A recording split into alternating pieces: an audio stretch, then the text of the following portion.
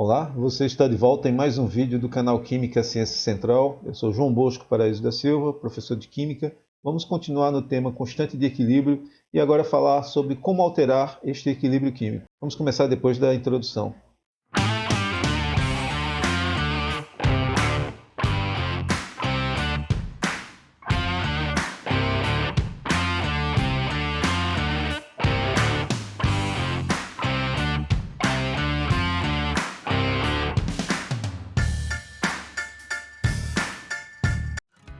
Nós vimos em um vídeo passado, eu vou colocar depois o card para vocês assistirem no final deste vídeo, que uma reação entre A e B, onde A forma B e B se decompõe em A, estabelecendo um equilíbrio, o padrão da energia livre durante o avanço da reação vai sofrer uma modificação, como apresentado aqui nessa curva azul, e este ponto aqui de menor valor, onde a sua variação da energia livre é igual a zero, caracteriza o ponto chamado do momento do equilíbrio, onde aqui nesse valor de x você vai ter quantidades tanto de B e de A muito particulares, que vão definir aqui uma razão cujo valor é a chamada constante de equilíbrio.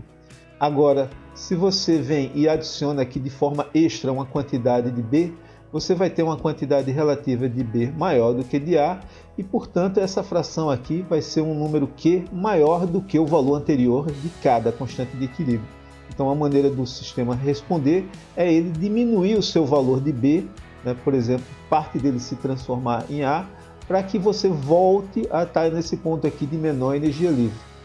Uma outra maneira de você modificar esse sistema é você adicionar uma quantidade extra de A, e agora você vai ter uma quantidade aqui maior de A do que de B, de forma que essa fração Q vai ser menor do que o valor de K.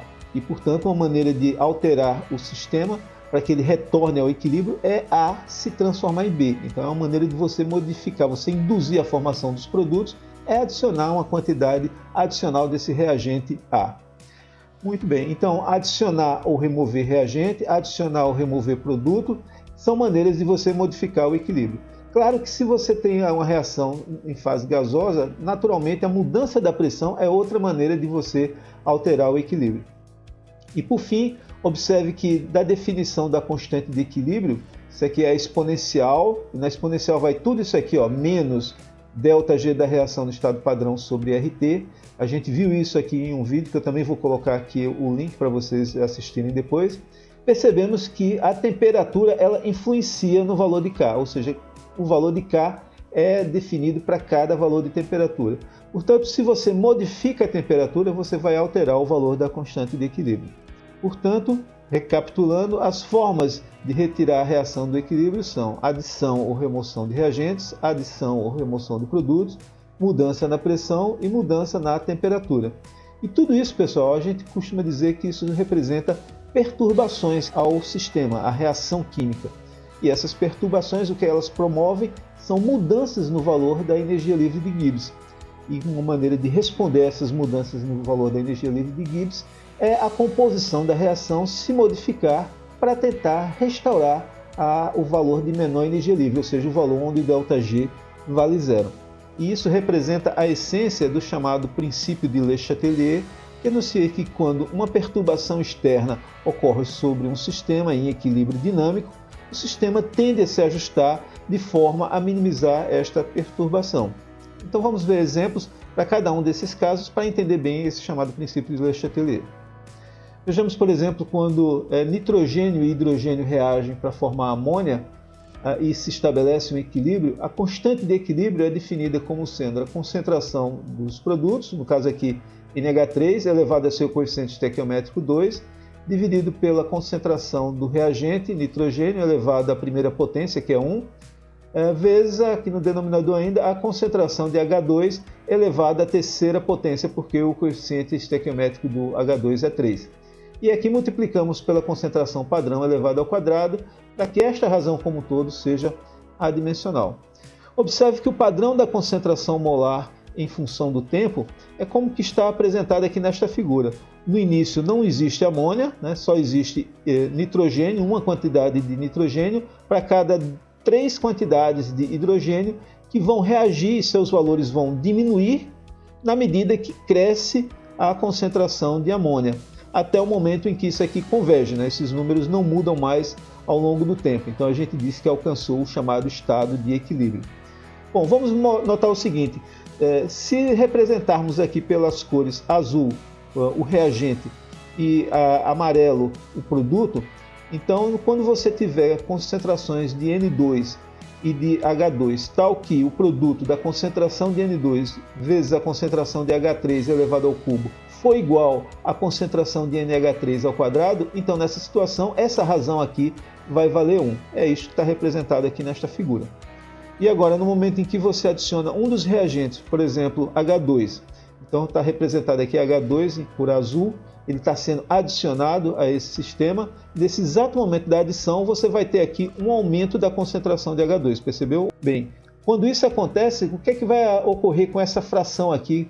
Bom, você vai ter agora aqui um quociente, uma razão, onde que, em particular, no denominador, na concentração de H2, já existia aquela que existia anteriormente, no momento que existia o equilíbrio, e agora você está adicionando mais uma quantidade extra de H2 que foi adicionado. Observe que ele está entrando aqui no denominador.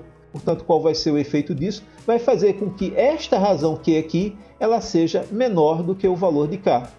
Então isso está representado aqui. Na hora que você adiciona o reagente, você imediatamente vai ter neste instante da adição um quociente entre produtos e reagentes em que o valor de Q vai ser menor do que K.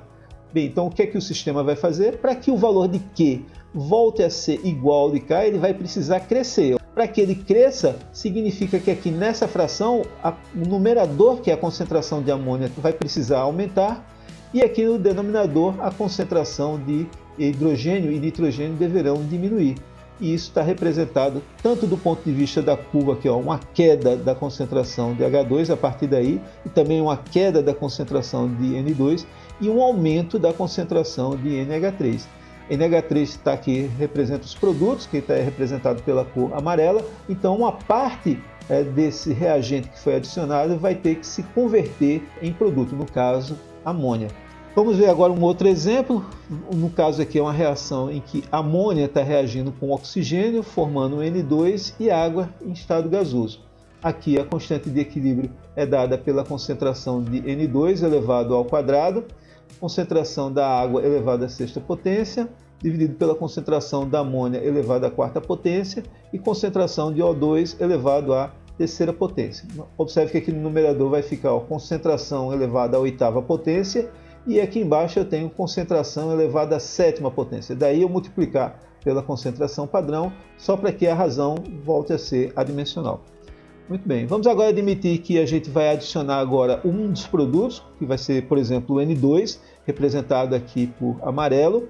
E o que vai acontecer no momento que você adiciona um produto? Bom, agora você vai ter um quociente aqui, um valor de Q diferente de K, porque aqui no numerador você está adicionando essa quantidade extra de nitrogênio. Então significa que esse valor aqui de Q ele vai ser maior do que K. Essa fração aqui, para que ela diminua, o que vai precisar acontecer é que o numerador vai ter que diminuir, ou seja, a concentração de nitrogênio e água deverão diminuir e a concentração de amônia, que aqui é o reagente, vai aumentar. Então, o que vai acontecer? Parte desses amarelos aqui deverão se transformar em azuis, em reagentes. Então, está claro, quer dizer, se você adiciona reagentes, a reação vai tender a formar produtos. Se você adiciona produtos, a reação vai tender a formar reagentes como forma de restaurar o equilíbrio. Muito bem, agora vamos ver o caso da pressão. Vamos imaginar que temos aqui este exemplo em que iodo molecular em fase gasosa se decompõe em dois átomos de iodos em fase gasosa e é estabelecido um equilíbrio.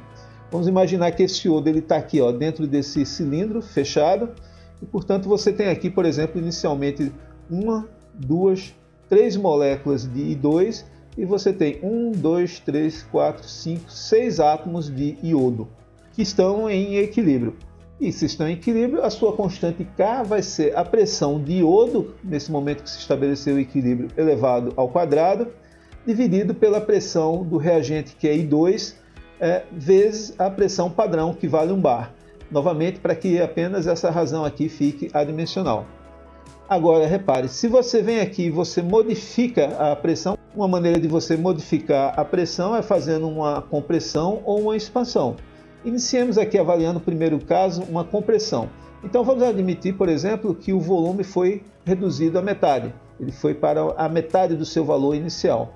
Então, o que é que acontece? Na hora que o volume diminui e vai para a metade, a pressão de cada um desses gases, tanto do iodo como do I2, vão ser o dobro do que era no início.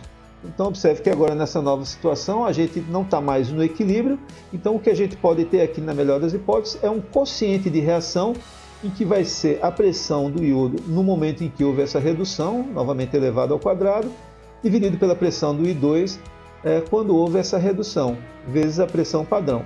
Então vamos agora substituir tanto aqui o numerador por este valor, quanto o denominador por este valor, e vamos obter esta fração. Observe que aqui vai ser 2 vezes a pressão do iodo no equilíbrio elevado ao quadrado, dividido pela pressão do I2 no momento do equilíbrio, vezes a pressão padrão. Observe que aqui você vai ter 2 ao quadrado vai dar 4, dividido por 2 vai dar 2, e você vai ficar com a pressão do iodo no equilíbrio ao quadrado, dividido pela pressão de I2 no equilíbrio, que é isso que está escrito aqui, vezes a pressão padrão. Agora note que esse valor que aparece aqui nessa fração é exatamente o valor de K, que está aqui acima. Então você observa que na hora que o volume é reduzido à metade, você tem um quociente de reação que na verdade é 2 vezes o valor da constante de equilíbrio. Bem, se é o dobro, então significa que Q é maior do que K, obviamente. Bem, se Q é maior do que K, então ele vai precisar reduzir o seu valor para voltar a se tornar igual a K. Bem, observando aqui nessa fração, a maneira dessa fração se reduzir é se o numerador diminuir e o denominador aumentar. O denominador representa a pressão de I2. Então significa que durante a compressão vai haver a formação de I2. E observe que agora aqui, antes nós tínhamos 1, 2, 3 moléculas de I2 e agora nós temos 1, 2, 3, 4 moléculas de I2. E agora, antes tínhamos 6 átomos de iodo e agora temos apenas 1, 2, 3, 4. Então significa que a reação ela vai andar na direção dos reagentes se você fizer uma compressão. E é bastante razoável, né? Imaginar que se agora o volume é menor, é mais interessante que o sistema se adeque formando moléculas, que pode ser imaginado como pares de átomos unidos. E de uma perspectiva contrária, se você imaginar que agora ocorre uma expansão, vamos supor, por exemplo, que o volume dobrou, então no momento em que ocorre a expansão, a pressão do iodo nesse momento da expansão vai ser a metade da pressão do iodo que existia no equilíbrio e a pressão de I2 durante esse momento da expansão também será a metade da pressão de I2 que existia no equilíbrio. Agora, neste momento, o que a gente vai ter é um quociente de reação em que a gente vai representar aqui a pressão do iodo no momento da expansão, novamente elevado ao quadrado, dividido pela pressão do I2 no momento da expansão, vezes a pressão padrão. E agora, substituindo esses valores aqui à esquerda dentro dessa fração, a gente vai ter isso aqui. Bem, procedendo aqui essa conta, a gente tem isso aqui, o numerador se transforma nisso, pressão de iodo no equilíbrio ao quadrado, dividido por 4, e esse denominador passa a multiplicar de forma invertida. Então vai ficar 2 dividido pela pressão de I2 no equilíbrio vezes a pressão padrão. Se você divide o numerador e o denominador por 2, aqui vai ficar 1 e aqui vai ficar 2. E observe que o que resta aqui, olha, a pressão de iodo no equilíbrio ao quadrado dividido pela pressão de I2 no equilíbrio vezes a pressão padrão, isso aqui é exatamente o valor de K. Portanto, o valor de Q vai ser K sobre 2.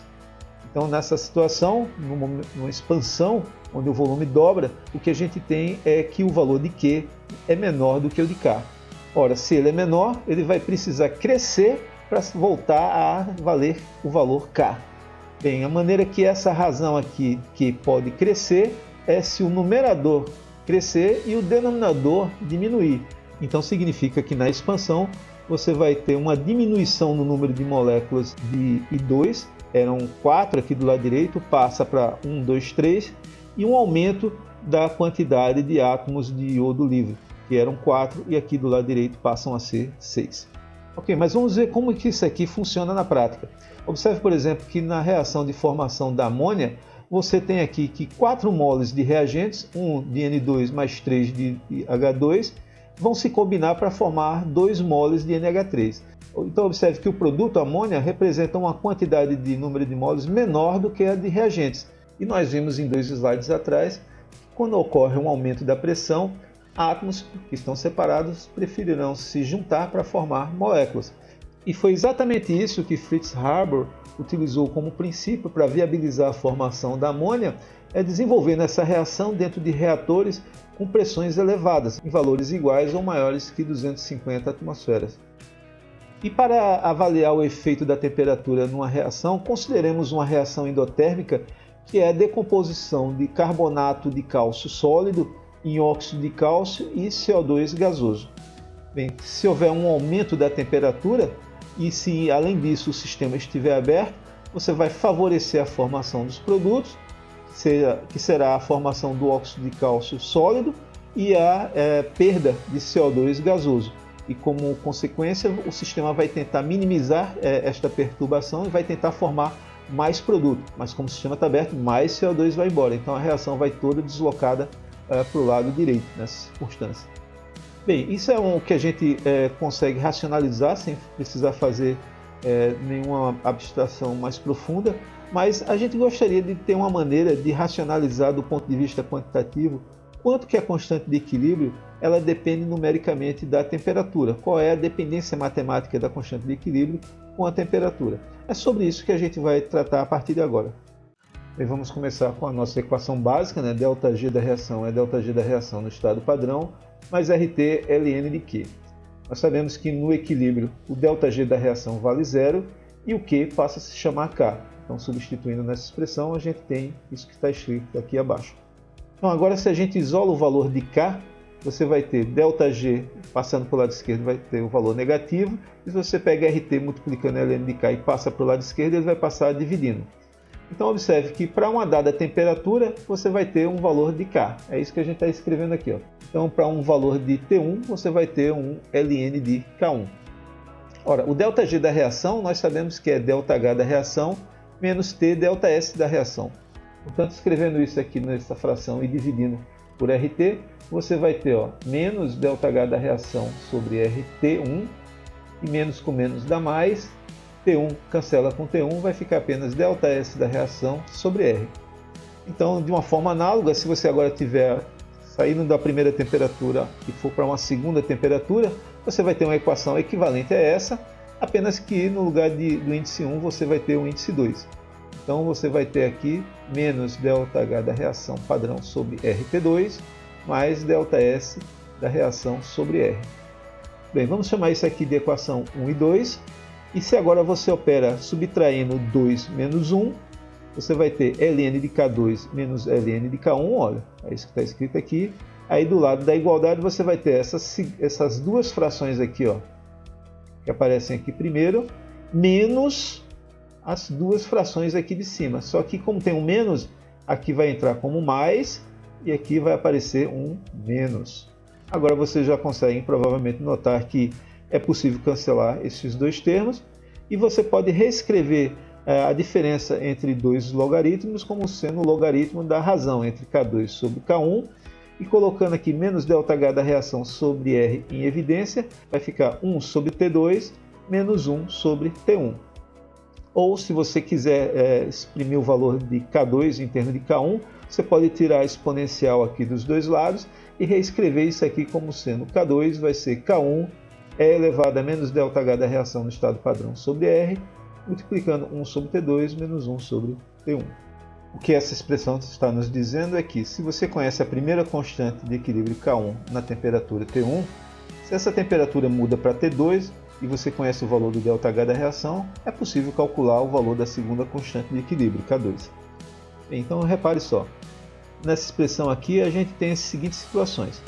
Se você tiver um aumento da temperatura, então T2 é maior do que T1, logo a fração 1 sobre T2 vai ser um número menor do que 1 sobre T1. Portanto, essa diferença vai ser um valor negativo. Bem, se o processo é endotérmico e o ΔH da reação é maior do que zero, então significa que menos ΔH da reação sobre R vai ser um número negativo, vezes um número negativo, isso aqui vai dar um valor positivo, maior do que zero. Então, K2 vai ser K1 elevado a um número maior do que zero. Portanto, a gente chega à conclusão que K2 vai ser maior do que K1, que está de acordo com a que a gente já sabia, né? Uma reação que ela é endotérmica, o aumento da temperatura favorece a formação dos produtos, portanto, a nova constante de equilíbrio vai ser maior do que a que existia anteriormente. de forma contrária, se você tiver agora uma diminuição da temperatura, então T2 menor do que T1 significa que a primeira fração é maior do que a primeira, logo essa diferença é maior do que zero. Se agora o processo é endotérmico, ou seja, o ΔH da reação é negativo, então significa que menos ΔH da reação sobre R vai ser um número positivo, e se você está multiplicando agora por um número positivo, tudo vai ser um número maior do que zero. Então significa que numa reação endotérmica, a diminuição da temperatura vai levar a uma constante K2 maior do que a constante inicial K1. Está dentro daquilo que a gente já sabia de forma qualitativa. Bem, então vamos fazer agora um exercício para fixar este conhecimento. O exercício fala assim: a reação de duas moléculas de SO3 em estado gasoso, estabelecendo um equilíbrio com duas moléculas de SO2 gasoso mais O2 gasoso, possui constante de equilíbrio K igual a 2,5 vezes 10 a menos 25, em 298 kelvins. Então calcule o valor da constante de equilíbrio K em 500 kelvins. São dados aqui como informações o ΔH de formação do SO2 gasoso, ΔH de formação do SO3 gasoso e a constante dos gases R. Observe que a primeira temperatura é 298 kelvins e a primeira constante de equilíbrio é 2,5 vezes 10 a menos 25. A segunda temperatura é 500 kelvins e é nela que ele quer saber o valor da constante de equilíbrio, o K2. Então a gente vai usar exatamente esta relação que aparece aqui abaixo. Observe que eu tenho tudo aqui menos o valor do ΔH da reação. Então a gente precisa calcular. O ΔH da reação vai ser 2 vezes o ΔH de formação do produto, o SO2, mais o ΔH de formação do oxigênio, menos 2 vezes o ΔH de formação do SO3. Observe que a única quantidade que ele não dá é o ΔH de formação do O2 gasoso. Ele não dá porque ele vale zero, por definição. Então, substituindo aqui os números, você vai ficar 2 vezes menos 296,83 kJ por mol, menos 2 vezes menos 395,72 kJ por mol. Você faz aqui as contas, você obtém um valor de 197,78 kJ por mol. Bem, substituindo agora todos os números aqui nessa equação de baixo, a gente tem K1 é 2,5 vezes 10 a menos 25 vezes a exponencial menos o valor de ΔH. Observe que aqui é kilojoules, então temos que colocar aqui 10 a terceira joules por mol. O valor de R, 8,314 joules por Kelvin mol, vezes 1 sobre 500 menos 1 sobre 298. Agora, fazendo as contas, a gente chega finalmente que o valor de K2 vai ser 2,5 vezes 10 a menos 11. Observe que 10 a menos 11 é um número muito maior do que 10 a menos 25. Está de acordo com a expectativa. Se você tem uma reação endotérmica, um aumento da temperatura de 298 para 500 vai levar à formação dos produtos. Significa uma razão entre produtos e reagentes maior, ou seja, uma constante de equilíbrio maior do que a que tínhamos originalmente. Bem, então por hoje é tão somente isso, pessoal. Espero que vocês tenham gostado e nos vemos no próximo vídeo. Um abraço a todos.